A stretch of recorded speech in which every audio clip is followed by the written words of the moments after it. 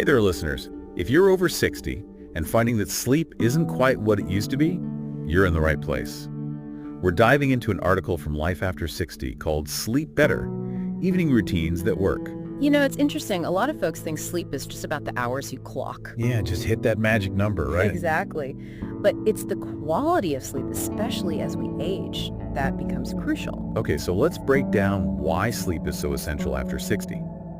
What's happening in our bodies that makes sleep even more vital? Well, one major factor is melatonin. As we get older, our bodies just don't produce as much of it. Melatonin being that sleep-regulating hormone. That's the one. It's like our internal clock gets a bit weaker. Plus, if we're not as active during the day... Makes sense. Our bodies haven't gotten the memo, it's time to wind down. Exactly. It's like they're still in go mode, so we need to be more intentional about signaling it's time to rest. And that's where a consistent evening routine comes in, right? Like a gentle nudge towards sleep. Absolutely. Think of it as guiding your body and mind towards a peaceful slumber. The article even suggests starting your wind down 2 to 3 hours before bed. Wow, that sounds like a long time. It might seem that way, but it allows for a gradual transition. Instead of that sudden shift from on to trying to sleep. I'm definitely guilty of trying to cram too much into my evenings, but I see how that abrupt change might not be helping my sleep. It's a common trap. We all do it. Even small changes can help. Like, think about medication timing if you're on diuretics. Oh yeah, those nighttime bathroom trips can be a real sleep killer. For sure. Switching those to earlier in the day can make a huge difference. It's all about working with our bodies, not against them. Exactly. Same goes for meals. Finishing dinner at least 3 hours before bed is ideal. But what if you need a little something later on? The article mentioned almonds and bananas. Good choices. As we age, we might get muscle cramps at night. Almonds are packed with magnesium, which can help with that. Makes sense. And the bananas. They've got tryptophan, that's an amino acid that helps produce serotonin and melatonin. Those all-important sleep regulators. So it's like a double whammy, easing muscle tension and boosting sleep hormones. Exactly. Speaking of setting the stage for sleep, let's talk about your sleep environment. Yes, the sleep sanctuary concept. What are the essentials for creating a truly restful haven? Temperature is huge. Keeping your room cool, around 65 to 68 degrees, is ideal for most people. I'm definitely a cool room sleeper. Yeah. And lighting. That seems crucial too. Absolutely. Dimming the lights in the evening signals to your body that it's nighttime. It's all thanks to our internal master clock, the suprachiasmatic nucleus, which is super sensitive to light. Dimming the lights helps it kickstart melatonin production. Blackout curtains can be amazing if you're extra sensitive. Blocking out all that light pollution. Exactly. But, of course, safety first. A nightlight, especially in the bathroom. Smart, especially if you need to get up during the night. Right. It's about finding that balance between darkness for sleep and enough light for safety. Now, what about activities before bed? What actually helps us prepare for sleep? Yeah, what should we be doing in those few hours before we hit the hay? The key is choosing activities that relax you and don't overstimulate your brain. So no action movies or scrolling through social media right before bed? You got it. Those can keep your brain wired when you need it to wind down. Instead, try gentle stretching or seated yoga. Easing those tight muscles. Exactly. Reading is also great, but choose a physical book over an e-reader. Because of the blue light. Right. That blue light messes with our melatonin production. And of course, there's always listening to soft music or nature sounds. I find those so calming. Anything that helps you relax. Some people also like journaling, puzzles, or even a bit of meditation as long as it doesn't get them too mentally stimulated. The key is finding what works for you.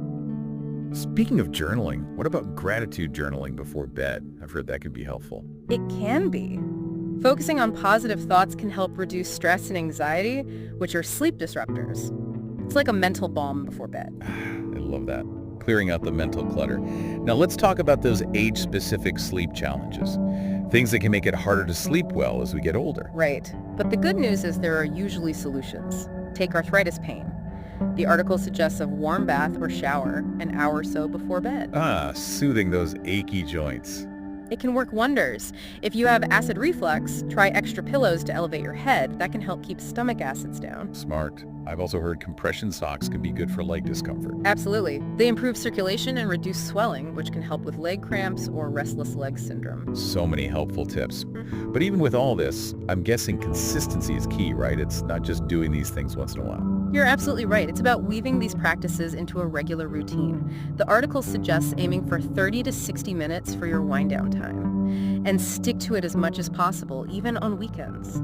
So even if I'm tempted to stay up late watching movies on a Friday night, It's okay to have fun, but even small deviations from your sleep schedule can throw off your body's natural rhythm. I'm starting to really get the importance of respecting our body's natural rhythm. It's the foundation of good sleep. But if you're having persistent problems, don't hesitate to talk to your doctor. Right, don't suffer in silence. There could be other issues going on. Now, the article has a sample evening timeline, kind of a visual guide.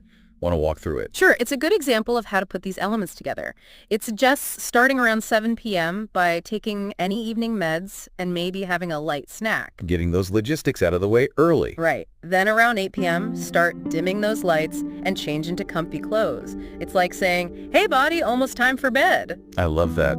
Sending those signals. Then by 8:30 p.m., do some light stretching or relaxation exercises. My shoulders are already feeling looser just thinking about it. At 9 p.m., it's personal care time. Brushing teeth, washing your face, all those end-of-day rituals. It's like a comforting routine. From 9.15 to 9.45, enjoy some quiet time, read a book, maybe listen to some calming music. I'm picturing myself curled up with a good novel and a cup of chamomile tea. Sounds perfect. Then a final bathroom trip at 9.45 and lights out by 10 p.m. Sweet dreams. That's the goal. Of course, this is just a sample timeline. You can adjust it to fit your own life and preferences. Exactly. Don't feel like you have to follow it perfectly. It's a good starting point, though. It is. And remember, a healthy sleep routine is an investment in your well-being. It's not just about quantity, but waking up feeling refreshed and ready for your day. I'm already feeling inspired to revamp my own evening routine. That's great to hear. What stood out to you most from our discussion? What feels most relevant to your sleep journey? For me, it's that emphasis on working with our body's natural rhythms. It's such a powerful concept. It is. It's about creating harmony between our internal clocks and our daily habits. I also appreciate the reminder that small changes can make a big difference. It doesn't have to be a complete overhaul. Exactly. Maybe choose one or two things we talked about and experiment. Dim the lights earlier, try a relaxation exercise, start small, be consistent, and see what works. That takes the pressure off. It's a journey. Well said. And we're back, ready to dig even deeper into better sleep after 60. I'm excited to uncover more of these sleep gems. We were just talking about how even small changes can make a big difference, which is so encouraging. It really is. It's all about finding what works for you. There's no one-size-fits-all solution when it comes to sleep. So for someone starting on this journey to better sleep, what are some of those low-hanging fruit, those easy changes that can have a real impact? One of the most basic yet often overlooked things is having a consistent sleep-wake cycle. That means going to bed and waking up around the same time every day. Even on weekends? Yes, even on weekends. It's tempting to sleep in, I know. Oh, definitely. But even shifting your sleep schedule a bit can mess with your body's natural clock. Makes it harder to fall asleep and stay asleep during the week. Like mini jet lag. Your body gets confused. Perfect analogy. Our bodies thrive on rhythm, and when that rhythm gets disrupted, it takes time to get back on track. Okay, consistency is key. But how much wiggle room do we have? Can I sleep in an extra hour on Saturdays and Sundays without totally messing things up? An hour or so shouldn't be a big problem, but try not to go too crazy with those weekend sleep marathons. You want to wake up feeling refreshed, not groggy. Finding that sweet spot. So we've got consistency down. What about our sleep environment? What other factors might we be overlooking? Noise.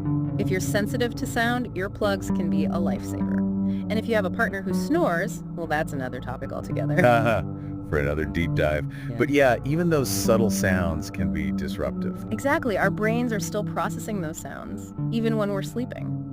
And then there's light. We talked about dimming the lights in the evening, but making sure your bedroom is actually dark for sleep is crucial. I love my blackout curtains. They can be amazing, especially if you live in a city with lots of light. Even a little bit of light can interfere with melatonin production. And what about all our electronic devices? Blue light is a big sleep disruptor, but it's so hard to resist that late night scrolling. I know, it's a challenge. Try setting a digital curfew for yourself, like an hour before bed. Put away the phone, the tablet, the laptop. Easier said than done, but worth trying. It is. And if you absolutely have to use devices, try blue light filtering glasses or the night mode setting. Those can help. So many good tips. We've covered the sleep environment. What about specific bedtime routines? What can people do to wind down before bed? A warm bath or shower can be amazing, especially if you add some Epsom salts or essential oils like lavender or chamomile. Ah, so relaxing. Epsom salt baths are one of my favorite ways to unwind. Me too. And don't underestimate the power of a gentle massage before bed. Now that sounds divine. It really can help, even if you just do some self-massage on your shoulders, neck, and feet. I like incorporating those little self-care moments. What about reading before bed? I always find that relaxing. Reading is great as long as it's a physical book, not an e-reader. Remember, we want to avoid that blue light. Got it. No e-readers in bed. I've also heard meditation or deep breathing can be helpful for sleep.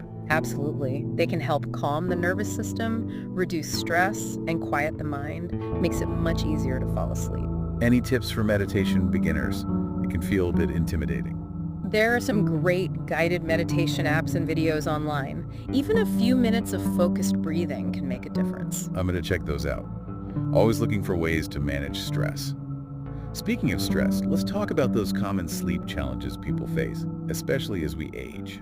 Yeah, let's get into that. We touched on a few earlier, but I know there's so much more to explore. One common issue is waking up at night to use the bathroom. Our bladder capacity tends to decrease as we get older, so we might need to go more often, even at night. I have definitely noticed that. So frustrating to be woken up when you're trying to sleep. It can be, especially if you have trouble falling back asleep afterward. So what can we do about it? Are nighttime bathroom trips just inevitable? Not at all. One strategy is to limit fluids in the evening, especially a few hours before bed. No more late-night herbal tea then. What about other sleep disruptors, like pain or discomfort? As we get older, we're more likely to experience aches, pains, and stiffness. Those can definitely make it tough to sleep well. Arthritis, back pain, neck pain, all of that can make it hard to get comfortable. Exactly. If pain is an issue, talk to your doctor. There are medications, therapies, and lifestyle changes that can help. It's so important to remember we don't have to just put up with it. There are things we can do. Absolutely. And what about those hormonal changes that come with age? Those can impact sleep too. So true. Especially for women going through menopause. Hot flashes and night sweats can be brutal. They can be really disruptive. But again, there are medications and lifestyle changes that can help.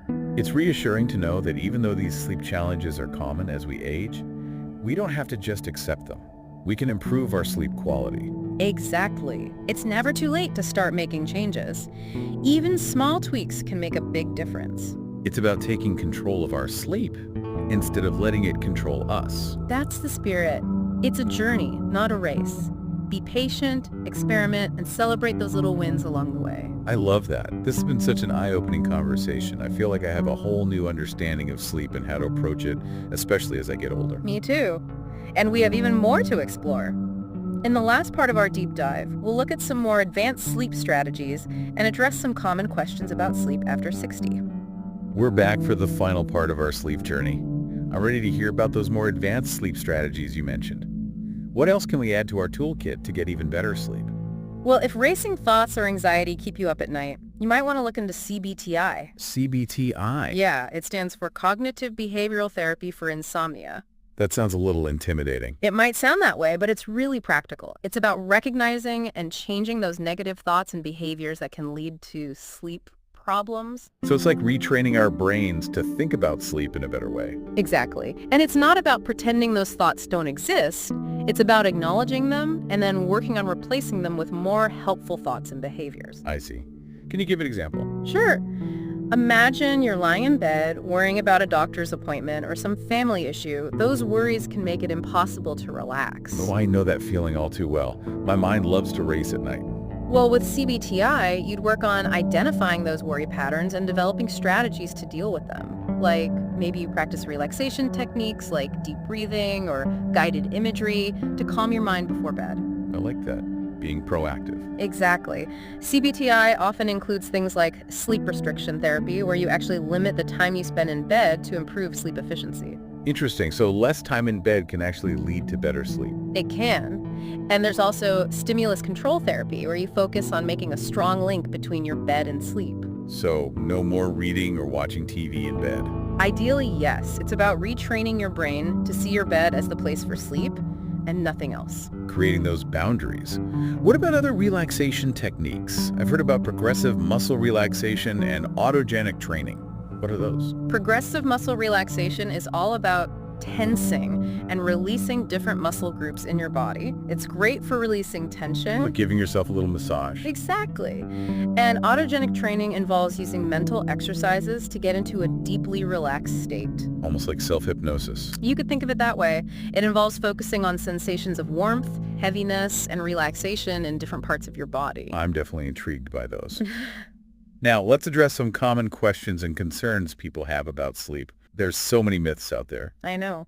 One of the most common questions I get is, how much sleep do I really need? Everyone wants to know that magic number. I've always wondered that too. Unfortunately, there isn't one magic number for everyone. Most adults need between 7 and 9 hours of sleep, but it really depends on your age, genetics, lifestyle, health conditions. So how do you know if you're getting enough? Pay attention to how you feel during the day. Feeling tired, sluggish, irritable, having trouble focusing. Those are signs you might need more sleep. Good to know. What about naps? Are those helpful or harmful? Short naps, like 20 to 30 minutes, can be good for some people. They can give you a quick energy boost. But long naps, or naps late in the afternoon, can actually make it harder to sleep at night. All about timing. Exactly. And if you find naps mess with your nighttime sleep, it's best to avoid them. Another big question I get is about sleep aids. Yeah, are they safe and effective? There are a lot of different sleep aids out there, both over-the-counter and prescription, but you should always talk to your doctor before using any of them. Right, they can have side effects. Yes, and they might not be right for everyone, especially if you have certain health conditions or take other medications.